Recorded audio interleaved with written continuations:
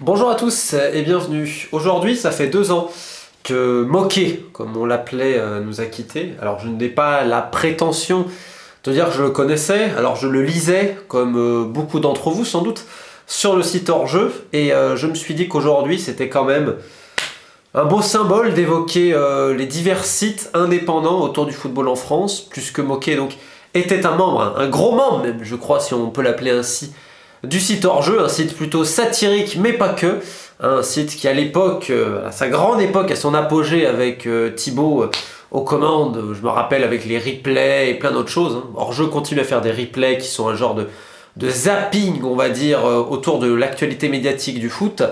Il y avait plein de choses, il y avait les académies, il y avait les petites inventions, parfois un peu littéraires, superbement écrites sur des fictions. Il y a plein de choses sur hors-jeu. Alors, il y a toujours les fidèles, les braves, qui sont sur hors-jeu. Il y a même un ami qui vient de rentrer récemment avec une académie. Donc les académies, en fait, pour ceux qui ne connaissent pas, c'est sur un club en particulier, par exemple, ça peut être Marseille, ça peut être des clubs connus ou moins connus.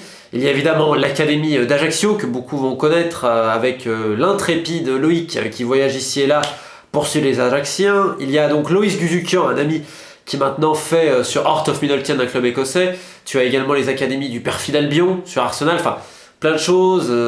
Donc hors jeu évidemment, c'est pas que satirique, parce qu'il y a souvent de l'humour, il y a souvent des traits d'esprit, il y a souvent une grande finesse, je trouve. Alors c'est peut-être faire bizarre pour certains, mais vu l'humour de certaines photos sur hors-jeu, moi je trouve qu'il y a une grande finesse aussi derrière tout ça. Et donc Moquet était à l'apogée de hors-jeu, et comme je vous le disais, j'ai pas la prétention de me poser en tant que mec qui l'a connu, mais en tant que lecteur, oui. Donc voilà, hors-jeu continue, et petit hommage à eux pour commencer. Le deuxième, quand on parle de site indépendant, c'est évidemment les Cahiers du foot. D'ailleurs, vous pouvez voir leur dernier bouquin, enfin les Cahiers du foot. Ça, c'est sous Raphaël Cosmélis, Christopher Kuchli et Julien Maumont qui gèrent l'équipe des D-managers, qui est, on va dire, une partie des Cahiers du foot.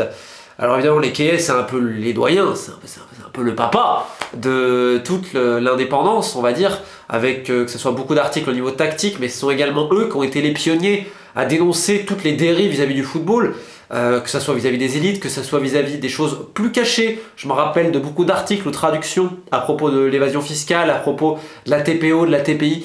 Donc évidemment, les Cahiers, c'est toujours précurseur. Évidemment, donc voilà, là c'est très tactique. Il y en a qui vont beaucoup retenir ça aujourd'hui pour justement des managers, etc. On peut retenir également pour leur revue de stress de tous les vendredis, mais c'est également pour bien d'autres choses. Et surtout quand moi qui kiffe du football dit les Teenage Kicks, même si voilà, aujourd'hui c'est plus trop actif, de l'exceptionnel Kevin Keegan, qui est son pseudo. Pour ceux qui ne connaissent pas, je vais vous mettre les liens. C'est une bible absolue. Et donc je le salue en même temps sur cette vidéo parce qu'on se connaît pas mal, ça fait un moment qu'on n'a pas parlé. Donc encore une fois, voilà, c'est les Cahiers. En plus ils ont sorti des choses, à l'époque il y avait le magazine, ils ont fait des livres, je veux dire, il y a vraiment toute une idée également derrière d'être plus qu'un site. Donc évidemment un grand bravo à eux. Dans les doyens, on peut citer Lucarne Opposé.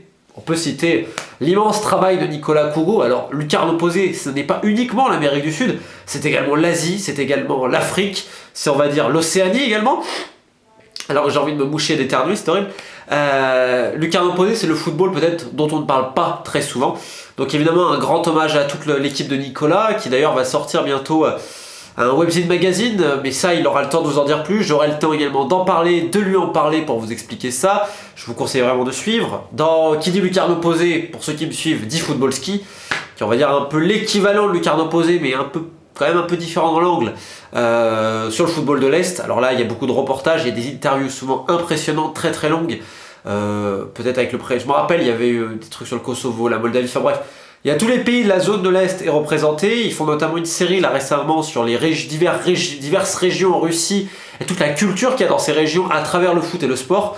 Il y a aussi énormément de voyages sur place qui vous fait voyager en ville autour du foot. Ça c'est Football Ski, selon moi, c'est vraiment d'inspiration anglo-saxonne. Quand je réfléchis, quand je regarde, quand tu vois Football Ski, tu vois derrière la trace, pour ceux qui connaissent, de Jonathan Wilson, de Simon Cooper, on va dire des grands auteurs qui ont, je sais, inspiré Pierre et toute sa bande.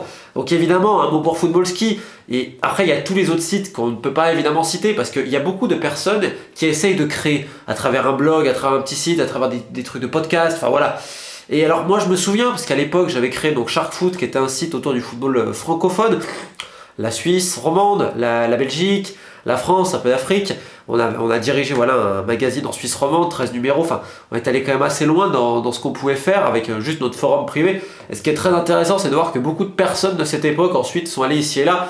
Alors notamment en Suisse, je vais bien sûr avoir une pensée pour Stéphane Combes, qui est peut-être l'un des mecs les plus talentueux que j'ai vu dans ma vie. Nicolas Munier, Hugo Curti, David Grobernier, Raphaël Crétol.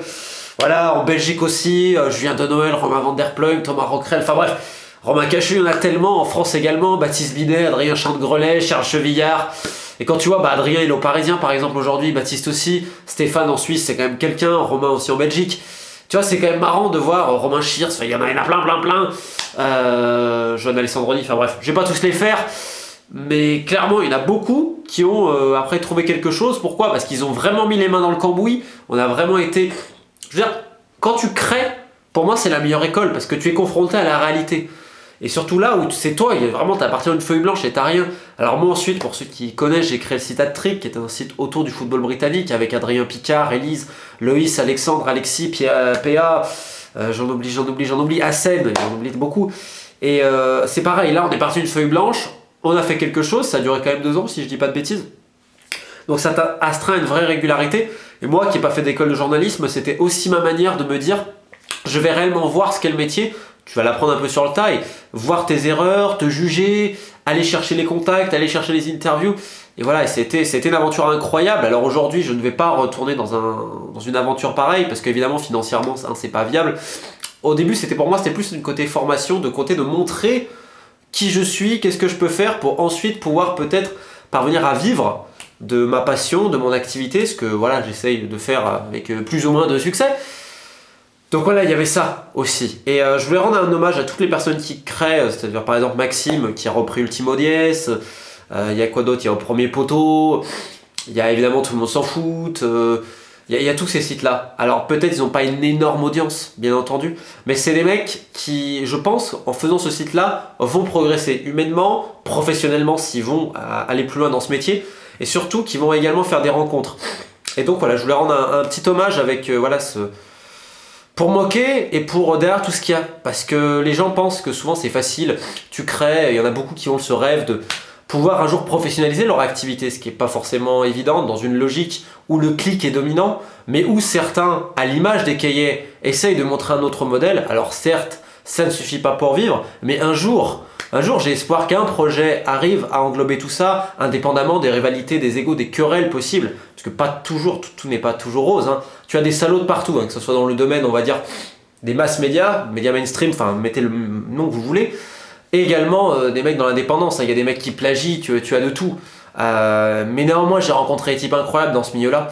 Et je tenais à les saluer également sur cette vidéo en rendant hommage donc à notre gros membre moqué, à Hors-jeu, à tout le reste. Voilà, je vais vous mettre tous les liens en description.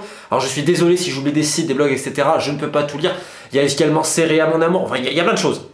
N'hésitez pas à me mettre en commentaire, vous, ce que vous aimez dans tout ce qui est, on va dire, sur Internet, qui n'est pas financé, parce que souvent, il ne faut pas l'oublier, hein, ce n'est pas financé, tout simplement. Il y a certaines personnes, comme je vous dis, qui essayent d'en vivre, donc avec des régies pubs, autres. On remarquera que c'est souvent le cas sur des sites de fans, mais c'est pas non plus facile. Et voilà, pour terminer également, un mot quand même sur le Libéro Lyon. Moi, je me rappelle des très grands entretiens sur le Libéro Lyon, c'est magnifique. Un mot sur le très sérieux site Culture PSG. Un mot sur plein d'autres. J'aimerais, mais je peux pas tout citer. Donc voilà, prends soin de toi, moqué, et voilà, et pour tout le monde. Je vous souhaite une bonne fin de journée.